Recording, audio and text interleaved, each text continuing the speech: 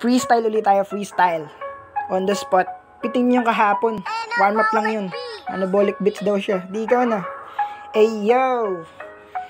Kamusta mga kaibigan? Ano bang gumugulo sa iyong isipan? Iyan lang naman ay panandalian. Pakibawasan lang ang inggitan. Ang mahalaga wala sa ating maiwan. O nakita mo na ba ang iyong grado? Manatili kang kalmado at ganado. Basta mahalaga ay pasado. O diba mga classmate? Bawasan ng hate.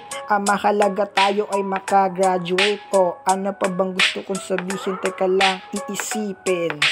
Gusto ko rin palang sabihin yung mga magulang na irresponsable. Hindi kayang ibigay ang mga pangangailangan sa anak, kawawa tuloy sila.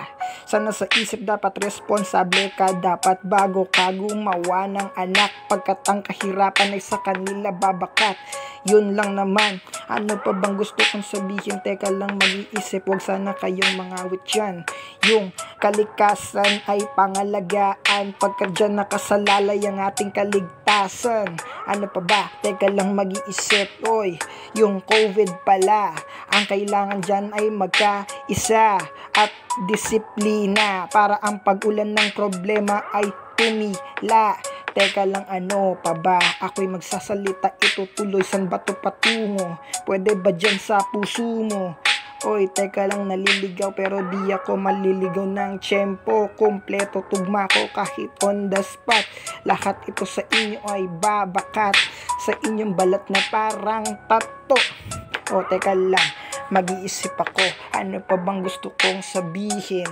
Namimiss ko na rin pala yung face to face. Hindi yung palabas na tiyang ami, kundi yung literal na klase kung saan tayo magkakasama palagi, pagpasok at paglabas.